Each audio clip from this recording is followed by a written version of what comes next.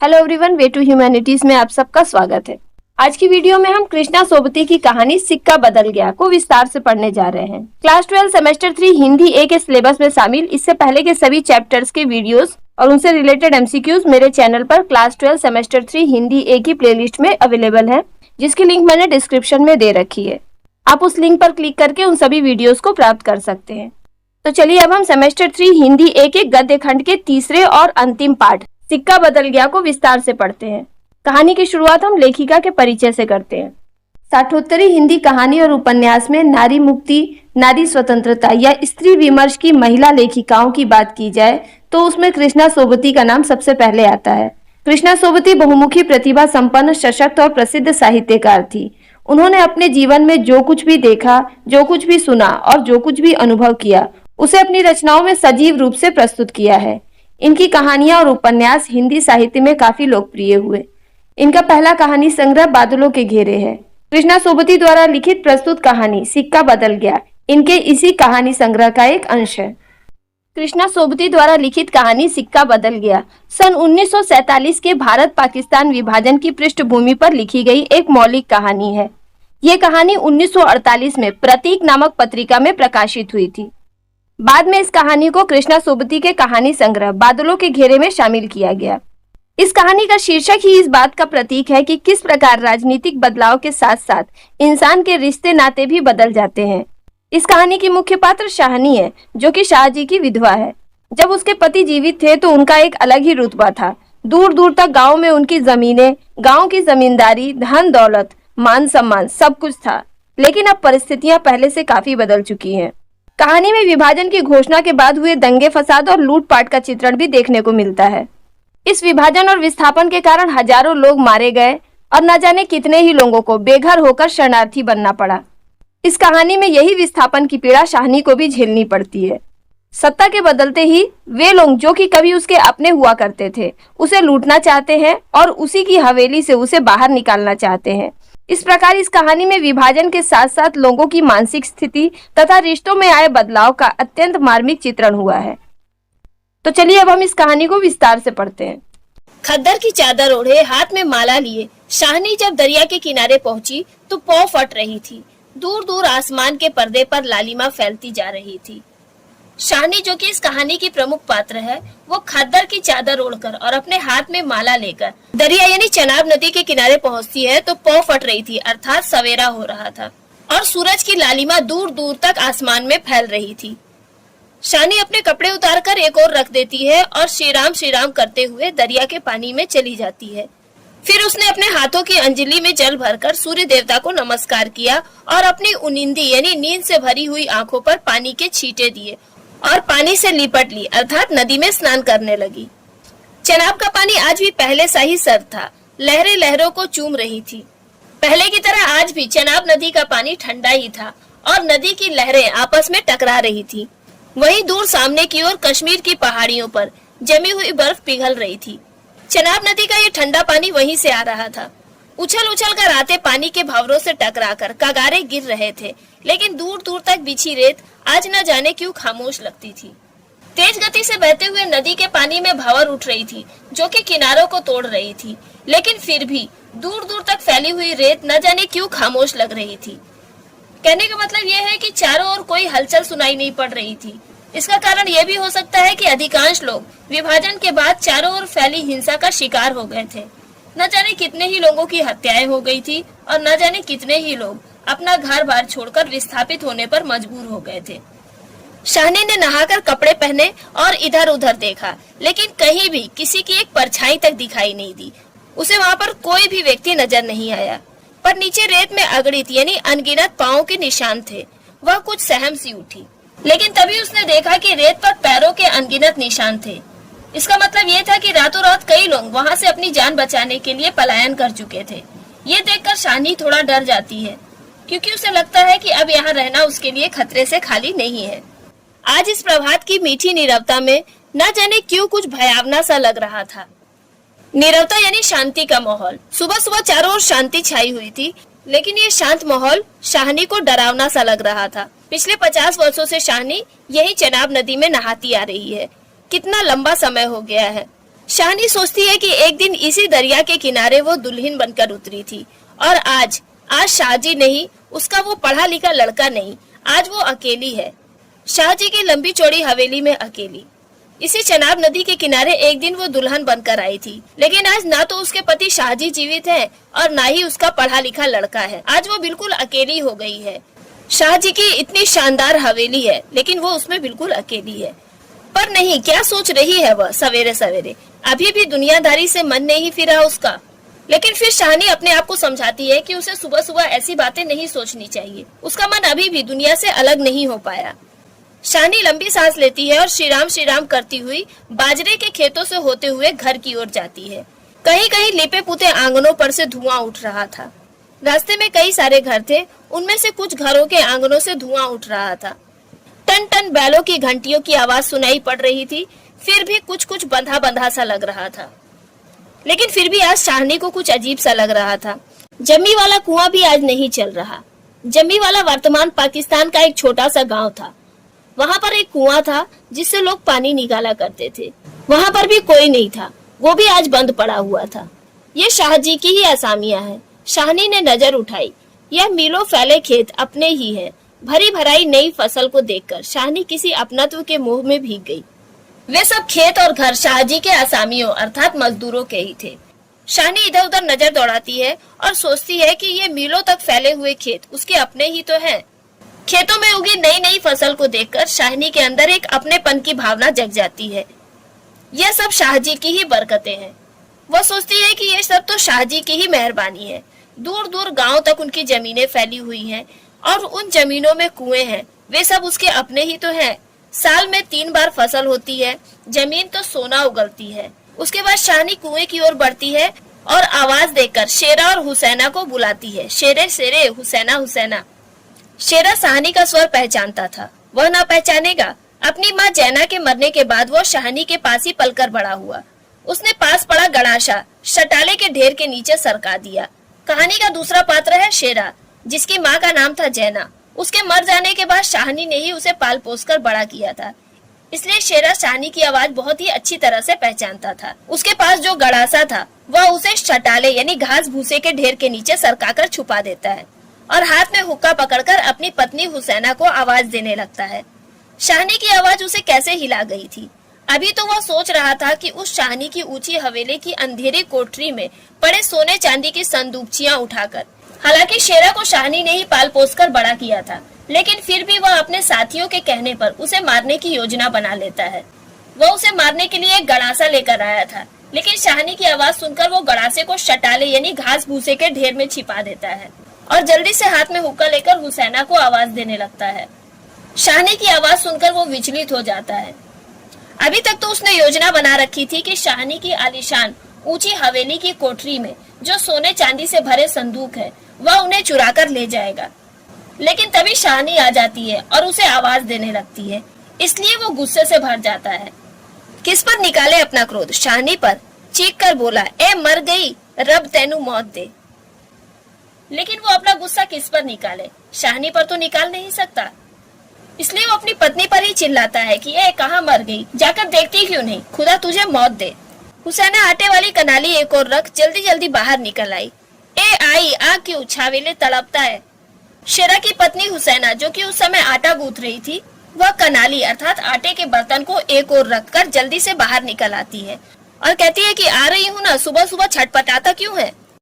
अब तक शाहनी नजदीक पहुंच चुकी थी और शेरे की तेजी को सुन चुकी थी कि किस तरह से वो हुसैना पर चिल्ला रहा था। वह प्यार से कहती है, हुसैना ये वक्त लड़ने का है, वह पागल है, तो तू ही जिगरा कर लिया कर।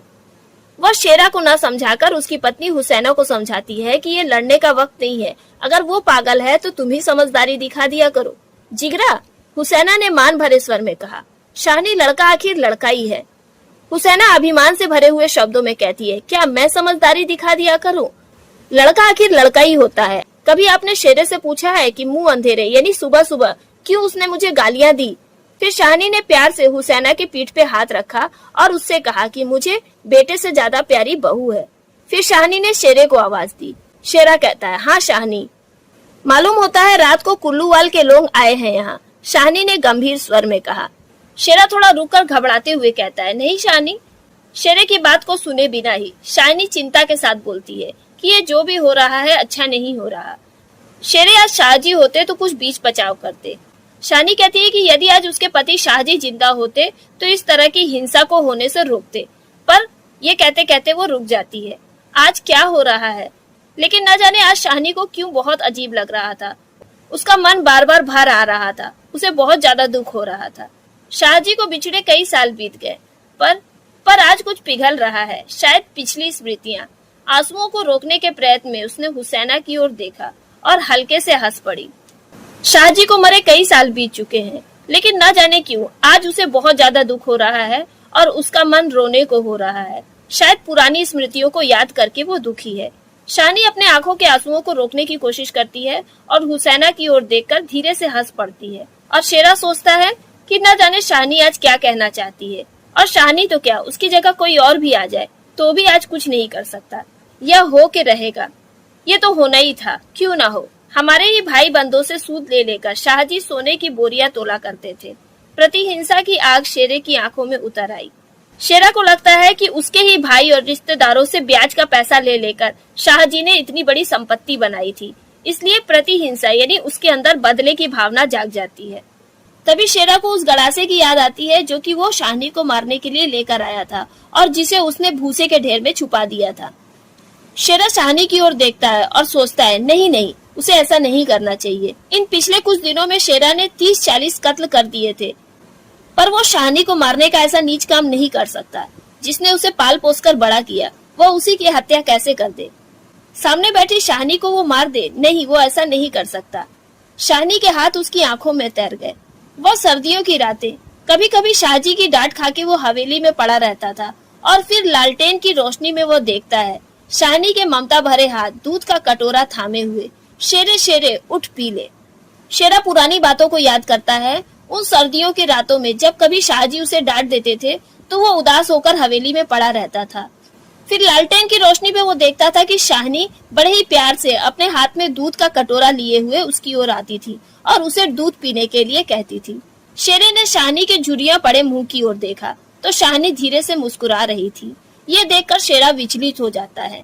आखिर शालिनी ने क्या बिगाड़ा है हमारा। शाहजी की बात शाहजी के साथ गई, वो शालिनी को जरूर बचाएगा। शेरा सोचता है कि उसके साथ जो बुरा किया वो शाहजी ने किया, तो वो उसका बदला शालिनी से क्यों ले। वो शालिनी को जरूर बचाएगा। लेकिन कल रात का मशवरा, वो कैसे मान गया था फिरोज की बात। सब कुछ ठीक हो जाएगा, सामान बांट लिया जाएगा। लेकिन फिर वो कल रात के मशवरे के बारे में सोचता है। उसने और उसके एक साथी फिरोज ने आपस में तय किया था कि शालिनी को मारकर उसका सारा सामान वे लोग आपस में बांट लेंगे। लेकिन अब शेरा अपना इरादा बदल देता है। शेरा शालिनी से कहता है कि चलो मैं तुम्हें घर तक छोड़ आऊं। शालिनी उठ खड़ी होती है। किसी गहरी सोच में चलती हुई शालिनी के पीछे पीछे मजबूत कदम उठाता शेरा चल रहा है। शंकित सा इधर उधर देखता जा रहा है। अपने साथियों की बातें उसके कानों में गूंज रही है। लेकिन फिर वो सोचता है कि शालिनी को मारकर हमें क्या फायदा होगा। शेरा कहता है शालिनी। शालिनी कहती है हाँ शेरे। शेरा चाहता है कि वो शालिनी को उसके सिर पर आने वाले खतरे के बारे में बता दे, लेकिन वो कैसे कहे। फिर वो कहता है शालिनी। शालिनी ने सिर ऊंचा किया। आसमान धुएं से भर गया था। वो कहती है शेरे। शेरा समझ जाता है कि कहीं आग लगी है, इसलिए आसमान में धुआं फैला हुआ है। जबलपुर में आज आग लगने वाली थी। आसमान में धुआं छाया है, इसका मतलब आग लग चुकी है। शालिनी कुछ भी नहीं कह पाती है। उसके सभी नाते रिश्तेदार वहीं पर रहते थे। अब शालिनी अपनी हवेली में आ जाती है। शालिनी ने सूने मन से ड्योढ़ी में कदम रखा। उदास मन के साथ वो अपनी हवेली की दहलीज को पार करके अंदर आती है। शेरा कब लौट गया उसे कुछ भी पता नहीं चलता। दुर्बल सी देह और अकेली, बिना किसी के सहारे के। शालिनी बूढ़ी और कमजोर हो चुकी है और बिल्कुल अकेली है। उसका कोई भी सहारा नहीं है। न जाने शालिनी कब तक वहीं पर पड़ी रही। दोपहर बीत गई थी और शाम होने चली थी। हवेली खुली पड़ी थी, लेकिन शालिनी उठ नहीं पा रही थी। जैसे उसका अधिकार आज स्वयं ही उससे छूट रहा था। ऐसा लग रहा था कि उस हवेली पर से उसका अधिकार आज खत्म हो गया है। शाहजी के घर की मालकिन, लेकिन नहीं, आज मोह नहीं हट रहा। कभी वो शाहजी के इस घर की मालकिन हुआ करती थी, लेकिन आज परिस्थितियां बदल चुकी हैं। फिर भी उसका हवेली के प्रति मोह खत्म नहीं हो रहा था। मानो पत्थर हो गई थी। पड़े पड़े शाम हो गई थी, पर उठने की बात फिर भी नहीं सोच पा रही थी। अचानक रसूली की आवाज सुनकर चौंक उठी। शाहनी शाहनी सुनो, ट्रकें आती हैं लेने। रसूली उसे बताती है कि जो लोग यहाँ से पलायन कर रहे हैं उन्हें लेने के लिए ट्रकें आ रही हैं। ट्रकें? शाहनी इसके सिवाय और कुछ नहीं कह पाती है। हाथों ने एक दूसरे को थाम लिया। बात की बात में खबर गांव भर में फैल गई। पूरे गांव में खबर फैल गई कि शाहनी अब जाने वाली है। नवाब बीबी ने अपने विकृत कंठ से कहा, शाहनी आज तक कभी ऐसा न हुआ, न कभी सुना। गजब हो गया, अंधेर पड़ गया है। शाहनी मूर्तिवत यानी मूर्ति के समान चुपचाप खड़ी रहती है। नवाब बीबी ने स्नेह सनी उदासी से कहा, शाहनी हमने तो कभी न सोचा था। फिर नवाब बीबी प्रेम और उदासी के साथ उससे कहती है, शाहनी हमने कभी भी ऐसा नहीं सोचा था। शाहनी सोचती है कि वो क्या कहे। उसने तो खुद ही नहीं सोचा था कि एक दिन उसे अपनी ही इस हवेली को छोड़कर जाना पड़ेगा। नीचे से पटवारी बेगू और जेलदार की बातें सुनाई पड़ती हैं। शाहनी समझी कि वक्त आन पहुंचा। शाहनी समझ जाती है कि अब समय आ गया है और उसे जाना ही होगा। शाहनी मशीन के जैसे जल्दी से नीचे उतरती है, पर ड्योढ़ी ना लांग सकी, लेकिन अपने घर की दहलीज को नहीं लांग पाती। किसी गहरी, बहुत गहरी आवाज से पूछा, कौन कौन है वहाँ पर? कौन नहीं है आज वहाँ? सारा गांव है जो उसके इशारे पर नाचता था कभी। आज शाहनी को विदा करने के लिए पूरा का पूरा गांव इकट्ठा हुआ था। वे लोग भी जो कि कभी उसके इशारे पर नाचते थे। शाहनी की असामियां जिन्हें वो अपने नाते रिश्तेदारों से कम नहीं समझती थी, वे लोग भी वहाँ पर इकट्ठा थे। लेकिन नहीं, आज उसका कोई नहीं है। आज वो अकेली है। लेकिन फिर भी शाहनी आज बिल्कुल अकेली थी। सभी ने उसे पराया कर दिया था। ये भीड़ की भीड़, उनमें कुल्लूवाल के जाट, क्या वह सुबह ही ना समझ गई थी? वहाँ पर इतनी भीड़ इकट्ठा थी, उसमें कुल्लूवाल के जाट भी थे। वह सुबह ही समझ गई थी कि आज क्या होने वाला है। बेगू पटवारी और मस्जिद यानी मस्जिद के मुल्ला इस्माइल ने न जाने क्या सोचा, शाहनी के निकट आकर खड़े हो गए। बेगू तो आज शाहनी की ओर देख ही नहीं पा रहा था। धीरे से जरा गला साफ करते हुए कहता है, शाहनी रब नू यही मंजूर सी। बेगू पटवारी को शाहनी के जाने का बहुत ही दुख हो रहा था, इसलिए वो शाहनी से कहता है कि शाहनी क्या कर सकते हैं, भगवान को यही मंजूर था। तभी शाहनी के कदम डगमगा जाते हैं, उसे चक्कर सा आ जाता है। वो दीवार के सहारे खड़ी हो जाती है। इसी दिन के लिए छोड़ गए थे शाहजी उसे। बेजान सी शाहनी की ओर देखकर बेगू सोच रहा था, क्या गुजर रही है शाहनी पर, मगर क्या हो सकता है, सिक्का बदल गया है। बेगू पटवारी सोचता है कि क्या इसी दिन के लिए शाहजी उसे छोड़कर चले गए थे, न जाने बेचारी पर क्या गुजर रही होगी। लेकिन क्या कर सकते हैं, हम लोग तो कुछ कर नहीं सकते, क्योंकि सिक्का ही बदल गया है, अर्थात राज पलट गया है। शाहनी का घर से निकलना छोटी सी बात नहीं थी। गांव का गांव खड़ा है हवेली के दरवाजे से लेकर उस दारे तक जिसे शाहजी ने अपने पुत्र की शादी में बनवा दिया था। जब शाहनी घर छोड़कर जा रही थी तो उसको विदा करने के लिए पूरा का पूरा गांव उसकी हवेली के दरवाजे से लेकर उस दारे तक खड़ा था जिसे शाहजी ने अपने बेटे की शादी में बनवाया था। तब से लेकर आज तक सारे फैसले और सारे सलाह मशवरे वही हुआ करते थे। शाहनी की इस बड़ी सी हवेली को लूट लेने की योजना भी यही बनाई गई थी। ऐसा नहीं था कि शाहनी कुछ जानती न हो, लेकिन फिर भी वो जानकर भी अनजान बनी रही। उसने कभी बैर नहीं जाना, अर्थात उसने कभी भी किसी से दुश्मनी नहीं की और न ही किसी का बुरा किया। लेकिन बूढ़ी शाहनी ये नहीं जानती थी कि अब सिक्का बदल चुका है, अब परिस्थितियां पहले जैसी नहीं रह गई है, उसका वो रुतबा अब खत्म हो चुका है। देर हो रही थी। थानेदार दाऊद खां जरा अकड़ कर आगे आया और ड्योढ़ी पर खड़ी जड़ निर्जीव छाया को देखकर ठिठक गया। देर हो रही थी इसलिए थानेदार दाऊद खां शाहनी को ले जाने के लिए अकड़कर आगे आता है, लेकिन शाहनी को निर्जीव सा खड़ा हुआ देखकर वो सोच में पड़ जाता है कि ये वही शाहनी है जिसके पति शाहजी उसके लिए चनाब नदी के किनारे खेमे लगवा दिया करते थे। ये तो वही शाहनी है जिसने उसकी मंगेतर को मुंह दिखाई में सोने के कनफूल दिए थे।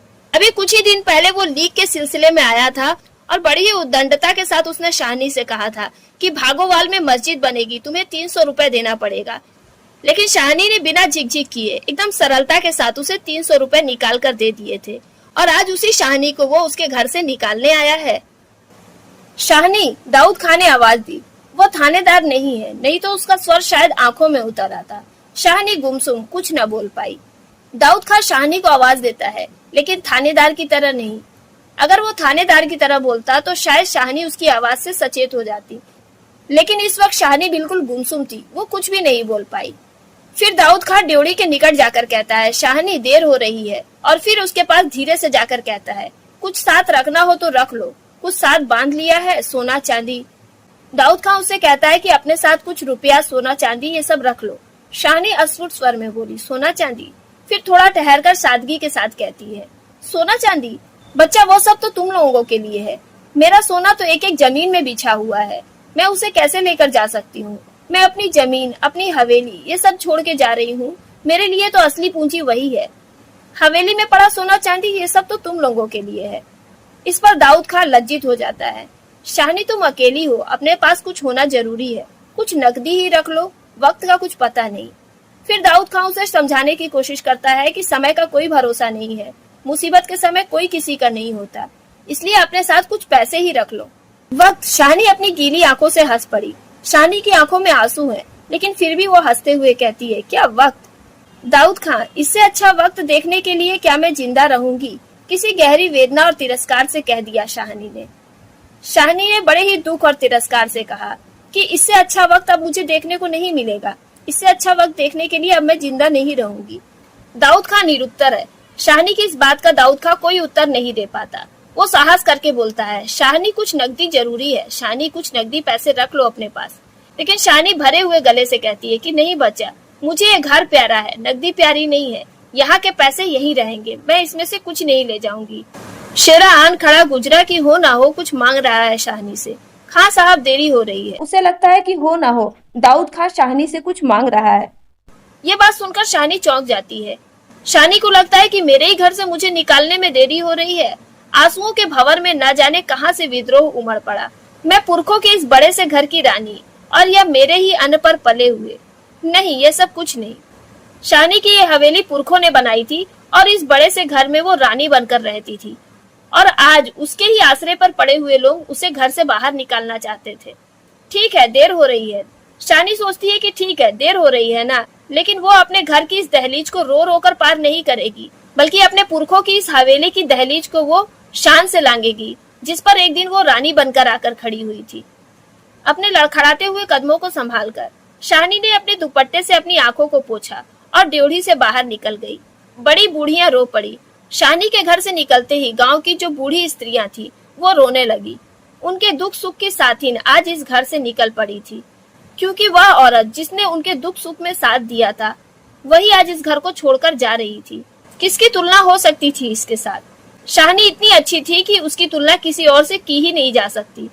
खुदा ने सब कुछ दिया, मगर वक्त बदले। भगवान ने शाहनी को सब कुछ दिया, लेकिन समय बदलने के साथ साथ परिस्थितियां भी बदल गई। शाहनी के पास इतनी सारी संपत्ति थी, धन था, जमीनें थी, लेकिन आज उसके पास कुछ भी नहीं था। शाहनी ने दुपट्टे से अपना सिर ढक लिया और अपनी धुंधली आंखों से हवेली की ओर आखिरी बार देखा। शाहजी के मरने के बाद जिस कुल की अमानत को उसने सहेज कर रखा था, आज वह उसे धोखा दे गई। शाहनी ने दोनों हाथ जोड़ लिए। यही अंतिम दर्शन था, यही अंतिम प्रणाम था। आज तक शाहनी ने अपनी पुरखों की इस हवेली को बहुत ही संभाल कर रखा था, लेकिन आज वह उसे धोखा देकर जा रही थी। शाहनी हवेली की ओर देखकर हाथ जोड़ लेती है। यही उसकी पुरखों की हवेली के प्रति उसका अंतिम प्रणाम था।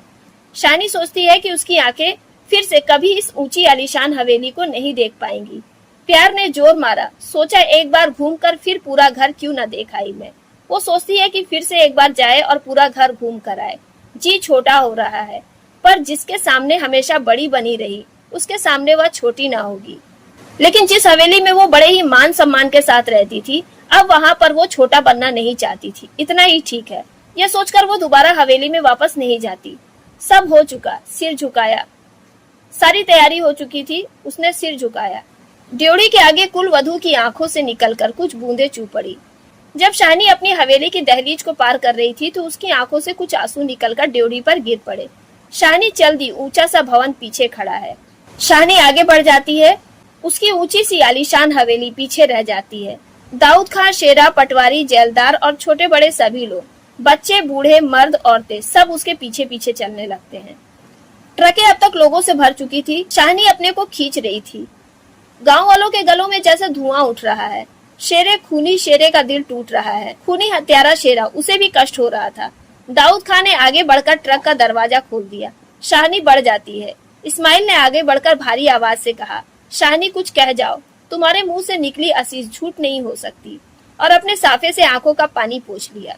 शाहनी को जाते हुए देखकर इस्माइल की आंखों में भी आंसू आ जाते हैं, और वो शाहनी से कहता है कि तुम जाते जाते हमें कुछ दुआ दे के जाओ, तुम्हारा आशीर्वाद झूठा नहीं हो सकता। शाहनी ने उठती हुई हिचकी को रोककर रूंधे रूंधे से कहा, रब तुम्हें सलामत रखे बच्चा, खुशियां बख्शे। शाहनी का गला भारी हो रहा था, लेकिन फिर भी वो उन्हें आशीर्वाद देती है और कहती है कि भगवान तुम्हें सलामत रखे और सारी खुशियां दे। वह छोटा सा जनसमूह रो दिया, जरा भी दिल में मैल नहीं शाहनी के। और हम शाहनी को नहीं रख सके। वहाँ पर उपस्थित सभी लोगों की आंखों में आंसू आ जाते हैं। शाहनी का दिल कितना साफ है, लेकिन हम लोग शाहनी जैसी एक अच्छी औरत को भी अपने पास नहीं रख पाए। शेरे ने बढ़कर शाहनी के पांव छुए और कहा, शाहनी कोई कुछ कर नहीं सका, राज ही पलट गया। शाहनी ने कांपता हुआ हाथ शेरे के सिर पर रखा और रुक रुक कर कहा, तेनो भाग जगड़ चन्ना, ओ चांद तेरे भाग जागे। शेरा शाहनी से अफसोस प्रकट करते हुए कहता है कि हम लोग कुछ कर नहीं सकते क्योंकि राज ही पलट गया है। लेकिन शाहनी शेरा के सिर पर हाथ रख के उसे आशीर्वाद देती है और कहती है कि ओ चांद तेरे भाग्य जागे। दाऊद खां हाथ से इशारा करता है। कुछ बड़ी बुढ़िया शाहनी के गले लगी और ट्रक चल पड़ी। गांव की जो बूढ़ी महिलाएं थी वो शाहनी के गले लगती हैं और ट्रक चल पड़ती है। अन्न जल उठ गया, वह हवेली, नई बैठक, ऊंचा चौबारा, बड़ा पसार एक एक करके घूम रहे हैं शाहनी की आंखों में। कुछ पता नहीं ट्रक चल रहा है या वह स्वयं चल रही है। आंखें बरस रही है। दाऊद खां विचलित होकर देख रहा है इस बूढ़ी शाहनी को। कहाँ जाएगी अब वह? शाहनी सोचती है कि उसने जिंदगी के 50 साल जहाँ बिताए, वहाँ से अब उसका रिश्ता खत्म हो चुका। वह हवेली, वो नई बैठक, वो ऊंचा चौबारा उसकी आंखों के सामने नजर आने लगते हैं। उसे कुछ होश नहीं रह जाता कि ट्रक चल रहा है या वो खुद चल रही है। उसकी आंखों से आंसू बरस रहे हैं। दाऊद खां उसे देख देख कर विचलित हो रहा है कि अब वो कहाँ जाएगी। शाहनी मन में मैल न लाना, कुछ कर सकते तो उठा न रखते। वक्त ही ऐसा है, राज पलट गया है, सिक्का बदल गया है। शाहनी को रोता हुआ देखकर दाऊद खां शाहनी से कहता है कि शाहनी, तुम अपने मन में कोई शिकायत मत रखना। अगर हम कुछ कर सकते तो तुम्हें जरूर अपने पास रख लेते, लेकिन समय ही ऐसा है, राज पलट चुका है। अब हम कुछ नहीं कर सकते क्योंकि सिक्का ही बदल गया है। रात को शाहनी जब कैंप में पहुंचकर जमीन पर पड़ी तो लेटे लेटे आहत मन से सोचा, राज पलट गया, सिक्का क्या बदलेगा, वह तो मैं वहीं छोड़ आई। शाहनी रात के समय कैंप में पहुंचती है और जमीन पर लेटे लेटे सोचती है कि राज्य बदल गया है, सिक्का बदल गया है, वो क्या बदलेगा, वो तो मैं वहीं छोड़कर चली आई हूँ। शाहनी अपना सब कुछ पीछे छोड़ आई थी, अपना घर, अपनी जमीन, अपना अधिकार, यहाँ तक कि अपना मान सम्मान, अपना रुतबा, सब कुछ पीछे छूट गया था। उसके लिए तो असली सिक्का उसका मान सम्मान और उसका रुतबा था, जो कि अब पीछे छूट चुका है। और शाह जी की शाहनी की आंखें और भी गीली हो गई। ये सब सोचकर शाहनी और भी ज्यादा रोने लगती है। आसपास के हरे हरे खेतों से घिरे गांव में रात खून बरसा रही थी। कैंप के आसपास हरे भरे खेत थे जहां पर रात भर हिंसा हो रही थी और लोगों का कत्ल हो रहा था। शायद राज पलटा भी खा रहा था और सिक्का बदल रहा था। ये सब शायद राज्य बदलने के कारण हो रहा था और वहां की राजनीतिक व्यवस्था के बदलने के कारण हो रहा था। तो इस तरह से हम इस कहानी में देखते हैं कि वक्त और हालात इंसानों की सोच और रिश्तों की दिशा को बदल देते हैं। जो हवेली, जमीन और रिश्ते नाते कभी शाहनी के लिए गर्व और सुरक्षा के प्रतीक थे, वही विभाजन के बाद उसके लिए बोझ और बेगानेपन का कारण बन जाते हैं। शाहनी के मन में अतीत की कई सारी यादें हैं, मगर सच्चाई यह है कि अब सिक्का बदल गया है, यानी समय और परिस्थितियां पूरी तरह से बदल चुकी हैं। इस तरह से ये कहानी हमें बताती है कि किस प्रकार बंटवारे ने न केवल भौगोलिक सीमाएं बदली, बल्कि इंसानी रिश्तों और जीवन के मायने को भी पूरी तरह से बदल कर रख दिया। तो यहीं पर कृष्णा सोबती की कहानी सिक्का बदल गया समाप्त होती है। उम्मीद करती हूँ कि इस वीडियो के जरिए आप इस कहानी को बहुत ही अच्छी तरह से समझ गए होंगे। तो वीडियो पसंद आई हो तो इसे लाइक कीजिएगा और अपने विचारों को कमेंट कीजिएगा। जल्दी मिलते हैं अगली वीडियो में इस चैप्टर के MCQs के साथ।